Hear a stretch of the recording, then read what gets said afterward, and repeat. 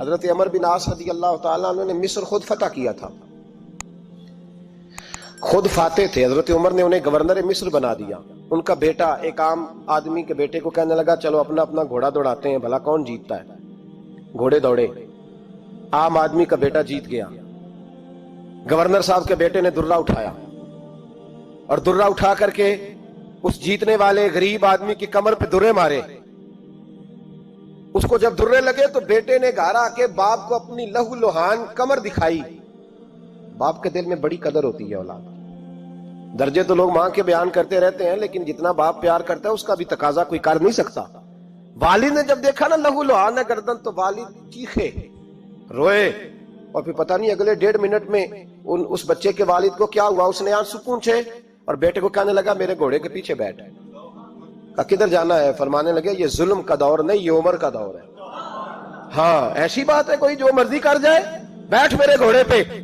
آدھی رات کے وقت پہنچے مدینے اور باہر جا کے وہ آدمی پکارنے لگے، کہنے لگے عمر باہر آؤ، نکلو خوابگاہ سے. جب غریبوں پہ ظلم ہو تو پھر حکمرانوں کو سونے کی اجازت نہیں ہوا کرتی. باہر آؤ. فاروق اعظم آدھی رات کو اٹھ کے آئے. کیا ہوا؟ کہا عمر دیکھ، یہ بیٹا جو میں نے اپنے منہ کے نوالے کھلا کھلا کے پالا ہے، ذرا میرے لال کی پشت دیکھ. تیرے دور حکومت میں یہ حال ہوگا. حضرت فاروق اعظم نے کہا جاؤ بلا کے لاؤ فاتح مصر کو. حضرت عمر بن عاص بیٹے سمیت آئے. جناب فاروق اعظم فرمانے لگے مجمع میں کھڑا کر کے، فرمایا کیوں مارا تو نے اس کو؟ گردن جھک گئی. فرمایا تو گورنر کا بیٹا تھا اس لیے مارا ہے؟ اس غریب آدمی کے بچے کو کہا درے پکڑ اور گورنر کے بیٹے کو اس کے سامنے مار، اور اتنے مار کے اسے سمجھ آئے. جب اس کو درے لگ رہے تھے تو لوگ دیکھ رہے تھے. تھوڑی دیر گزری تو حضرت سیدنا عمر فاروق رضی اللہ تعالیٰ عنہ نے فرمایا گورنر مصر کو بھی سزا دو، اس کے کپڑے اتروا کے اسے ٹاٹ کا لباس پہناؤ. لوگ کہنے لگے حضور گورنر صاحب کی کیا غلطی؟ سنو اور یاد رکھنا. حضرت فاروق اعظم کہنے لگے اس بچے کے دل میں بات ڈالی کس نے کہ تو گورنر کا بیٹا ہے؟ کس نے بات ڈالی کہ تو چودھری کا بیٹا اور باقی کمی ہوتے ہیں؟ کس نے سکھایا اسے؟ وہ طاقتیں بھی ہم کچھ لیں گے جو سکھاتی ہیں کہ فلانا بڑا ہے فلانا چھوٹا ہے. فرمایا نا، جب کوئی رسول اللہ کا کلمہ پڑھ لیتے ہیں وہ برابر ہو جایا کرتے ہیں. اس کو کس نے سکھایا؟ کس نے سکھایا اس کو؟ گورنر کو بھی. اور پھر حضرت عمر نے تاریخی جملہ کہا حضرت عمر بن عاص کی طرف دیکھ کے، فرمایا جب اللہ نے ان لوگوں کو آزاد پیدا کیا تم نے کیوں غلام بنا لیا ہے؟ جب رب نے آزاد پیدا کیا تم نے کیوں غلام بنایا ہے؟ عزیزو یاد رکھو، جب انصاف کا بول بالا ہوتا ہے پھر کوئی آدمی ڈرتا ہے. یہاں انصاف نہیں ملتا. اور میں آپ خود ایک بات یاد آ گئی. حضرت عمر کا زمانہ تھا، غسان کے بادشاہ نے کلمہ پڑھ لیا. جو لوگ غریب کہلاتے ہیں نا وہ ذرا میری بات پہ زیادہ توجہ کریں. غریبوں کو سنانے لگا ہوں، غریب ذرا توجہ کریں. غسان کے بادشاہ نے اسلام قبول کر لیا، اور اسلام قبول کرتے ہی وہ آئے حج کرنے. حج کے بعد فارغ ہوئے تو ایک نفلی طواف کر رہا تھا غسان کا بادشاہ، شاہ غسان. حج تو خانہ کعبہ میں بھی وی آئی پی پروٹوکول ملتا ہے، آج تو مسجد نبی میں بھی وی آئی پی پروٹوکول ہوتا ہے. یہاں آ کے بھی، یہاں بھی، اور دیکھتے صحیح تو کھڑا کہاں ہے؟ یہاں بھی پولیس والوں نے بازو پکڑے. سوچو تو صحیح، یہ حال کر دیا تم نے مذہب کا. طواف کعبہ ہو رہا ہے اور غسان کے بادشاہ نے جبہ پہنا ہوا ہے باریک اور لمبا. وہ طواف کعبہ کر رہا تھا تو ایک غریب آدمی کا پیر اس کے جبے پہ آ گیا. جب پیر آیا تو اس نے پلٹ کے غریب کے منہ پہ تھپڑ مارا. جب تھپڑ مارا تو اس غریب نے سیدنا فاروق اعظم کی عدالت میں مقدمہ کر دیا. کہا بادشاہ نے تھپڑ مارا ہے. حضرت عمر فاروق رضی اللہ تعالیٰ عنہ نے بادشاہ کو بلایا. فرمایا تو نے اس غریب کو مارا ہے؟ کہا جناب اس نے پیر رکھا تھا. تو فرمایا پیر رکھا تھا تو کیا ہو گیا؟ تو نے کیوں لمبا جبہ پہنا تھا؟ تجھے سمٹ کے چلنا چاہیے تھا. کہا میرے لیے حکم کیا ہے؟ حضرت عمر کہنے لگے یہاں اسے رات میں راضی کر لے، ورنہ صبح اسی جگہ اسی کونے میں خانہ کعبہ کے سائے میں وہ غریب تیرے منہ پہ تھپڑ مارے گا اور تجھے تھپڑ کھانا پڑے گا. غریبوں سنو سنو، ساری رات وہ غسان کا بادشاہ غریب کی منت کرتا رہا تو راضی ہو جا. غریبوں تم سے شکوہ ہے، تم 2-4 لاکھ پہ راضی ہو جاتے ہو. غریبوں تم سے شکوہ ہے، تم انصاف ہونے نہیں دیتے. غریبوں تم تھوڑی تھوڑی بات پہ مطمئن ہو جاتے ہو. تھوڑی تھوڑی بات، جتنے غریب تن ہیں لباسوں سے دور دور اتنی ہی چادریں میں مزاروں سے چھین لوں، اور جتنے غریب گھر ہیں اجالوں سے دور دور اتنی ہی روشنی میں ستاروں سے چھین لوں، اتنی تو ہمتیں ہو میری کم سے کم بلند کہ شاہوں کے تاج فقط اشاروں سے چھین لوں۔ تمہاری زیادتی ہے، تم نے ظلم پروان چڑھایا ہے۔ جب تم چودھری کے کہنے پر ایم این اے کے کہنے پہ راضی ہو جاتے ہو، تم انصاف ہونے نہیں دیتے، ڈٹنا سیکھو، کھڑے ہونا سیکھو۔ جب اسے کہا نا راضی ہو جا، تو وہ غریب کہنے لگا میں راضی ہو جاؤں اور کل تو کسی اور کو بھی تھپڑ مارے؟ فرمایا جتنی تیرے پاس دولت ہے لا کے قدموں میں رکھ۔ ہم دولتوں کی پرواہ اس لیے نہیں کرتے کہ ہم نے محمد عربی کا چہرہ دیکھا ہوا ہے، اب میری نگاہوں میں جچتا نہیں کوئی، اس لیے کہ جیسے میرے محبوب ہیں ویسا نہیں۔ تم اثر لینا چھوڑ دو، تم اثر بڑا لیتے ہو، ہاں تمہارے اوپر چیزیں اثر انداز ہوتی ہیں، اس لیے انصاف نہیں ہوتا۔ ڈٹنا سیکھو، کھڑے ہونا سیکھو۔ جو بھائی ڈٹ جاتا ہے نا وہ بڑے کمال کر جایا کرتا ہے۔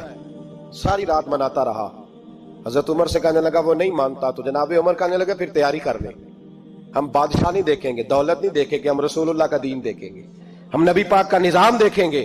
وہ بادشاہ رات کو دوڑ گیا، بھاگ گیا، جا کے عیسائی ہو گیا۔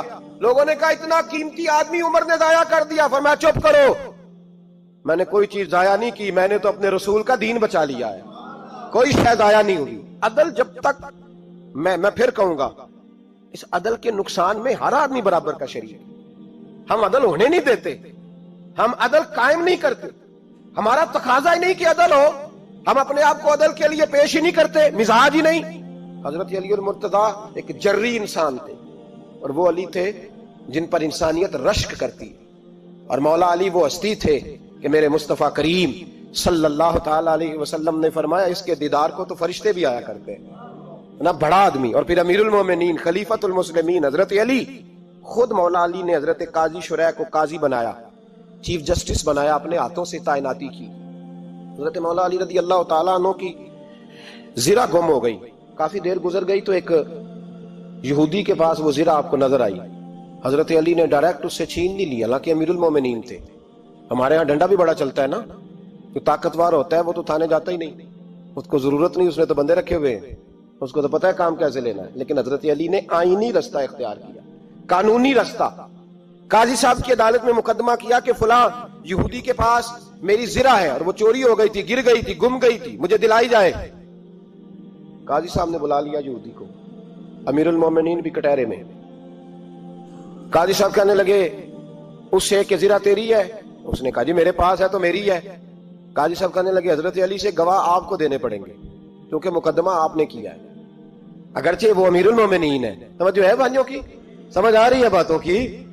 گواہ امیر المومنین آپ نے دینے ہیں کیونکہ مقدمہ آپ نے دائر کیا۔ تو حضرت علی کہنے لگے میرا بیٹا حسن گواہی دے گا کہ میری ہے، اور میرا غلام کمبر گواہی دے گا۔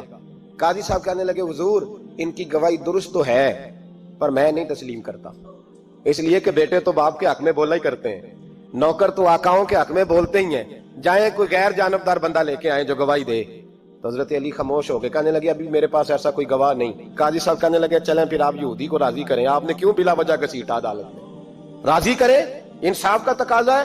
تو حضرت علی قریب گئے، کہنے لگے بھیا ناراض نہ ہونا، زرہ تو میری ہے، ناراض نہ ہونا، میں نے غلط مقدمہ نہیں کیا، علیحدہ بات ہے کہ میرے پاس گواہ نہیں تو میں کوئی بے انصافی نہیں کر سکتا، تو میرے ساتھ چل تجھے کھجوروں کا حلوہ کھلاتا ہوں تاکہ تو راضی ہو جائے۔ وہ یہودی کہنے لگا میں نے قاضی صاحب کا انصاف دیکھا اور جناب علی کا انصاف کے لیے کھڑا ہونے دیکھا تو میں مولا علی کے قدموں میں بیٹھ گیا۔ میں نے کہا علی جب تیری یہ شان ہے تو محمد عربی کا کیا مقام ہوگا؟ میں نے کلمہ پڑھنا شروع کر دیا۔ دیکھیں نا تقاضا پورا کیا ہے حضرت علی نے۔ تو وہ کہنے لگا علی تیرے انصاف کے رنگ نے نا، جملہ یاد رکھنا، کہنے لگا یہودی علی تیرے انصاف کے اس رنگ نے میرے دل سے کفر کی میل دور کر دی، تیرے عدل نے میرا کفر توڑ دیا، کفر۔ لیکن شرط، لیکن نا غریب آدمی ابو ایوب انصاری، ماڑے بندے، اب تو پیر اور مولوی بھی گنجائش نہیں نہ دیتا کسی کو بولنے کی، تو سیاست دان تو اللہ کی پناہ، وہ تو پتہ نہیں کس طرح سوتے ہیں رات کو، اللہ ہی جانتا ہے، پتہ نہیں کس طرح اپنے آپ کو مطمئن کر کے وہ زندگیاں گزار رہے ہیں، خدا ہی بہتر جانتا ہے۔ حضرت عمر فاروق جیسا دلیر اور جرری آدمی جمعہ پڑھانے مسجد میں داخل ہوئے تو جناب ابو ایوب انصاری دروازے پہ کھڑے ہو گئے، کہنے لگے عمر تیرے نوکر نہیں، ٹائم پہ آیا کر، بڑی دیر سے کھڑے ہیں، کیوں دیر سے آیا؟ بڑے جلالی تھے نا حضرت عمر، لیکن وہ جلالی اس وقت تھے جب کوئی ظلم کرتا تھا، اور ذات کے لیے جلالی نہیں تھے۔ کب وقت پہ آیا کر، کو ملازم نہیں تیرے، تو سیدنا فاروق اعظم منبر پہ چڑھے اور فرمانے لگے اللہ ابو ایوب انصاری کا بھلا کرے، جب تک اس طرح کے لوگ موجود ہیں کوئی بادشاہ بگڑے گا نہیں، اللہ اس کا بھلا کرے، اس نے میری توجہ صحیح۔ اور پھر عمر رو پڑے، رو کے فرمانے لگے مسلمانوں معاف کر دو، غلطی کوئی نہیں، میرے پاس کرتا ایک ہی ہے، اور عبداللہ کی ماں نے وہ دھو کے خشک ہونے کو ڈال دیا تھا، غریب ہوں، کرتا دوسرا کوئی نہیں، تو وہ ذرا نا خشک ہونے میں آ کے دیکھ لو ابھی بھی گیلا ہے، مجھے معاف کر دو، میری غلطی نہیں ہے۔ صحابہ درد کے ساتھ رونے لگے اور کہنے لگے اللہ اس طرح کے حکمران ہمیشہ عطا کرتا رہے۔ میرے بھائی تو انصاف کا رنگ تو دے، ان تقاضوں کو سمجھنا۔ یہاں کسی کی جرت ہے بول سکے، طاقت ہے کسی کی، لیکن انہوں نے اپنے آپ کو پیش کیا، سامنے پیش کیا اپنے آپ لوگوں کے سامنے۔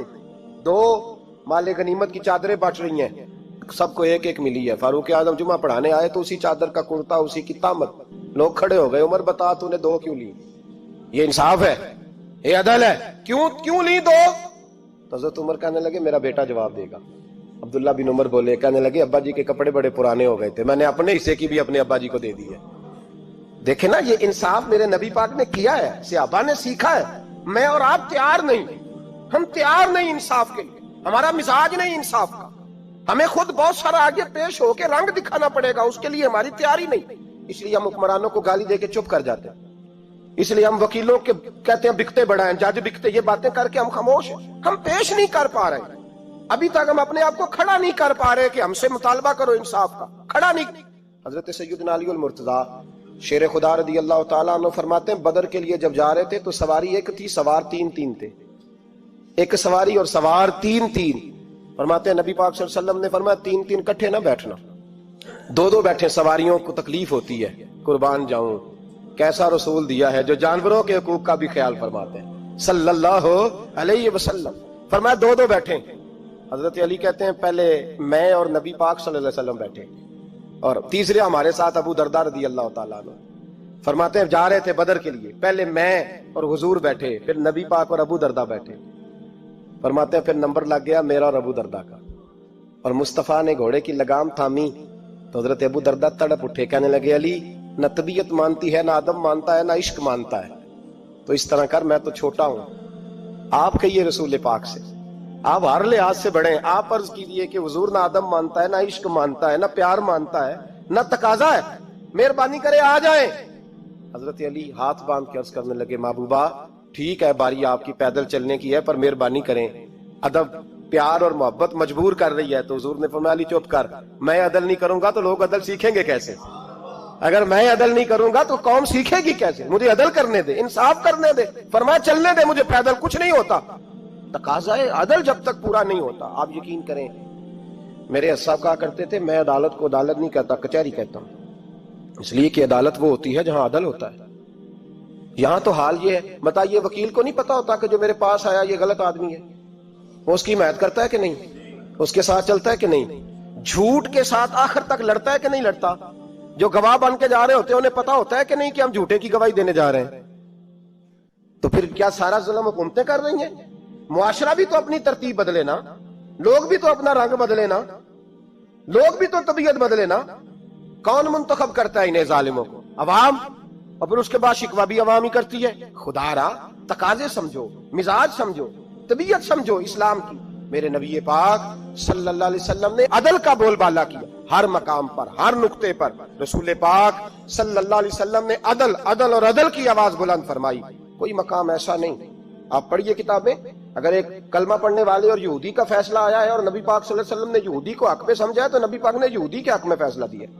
وہ منافق بگڑ گیا ہے، حضرت عمر کے پاس گیا ہے، لیکن حضور نے فرمایا جہاں جاتا ہے جا، فیصلہ وہی کیا جائے گا جو عدل پہ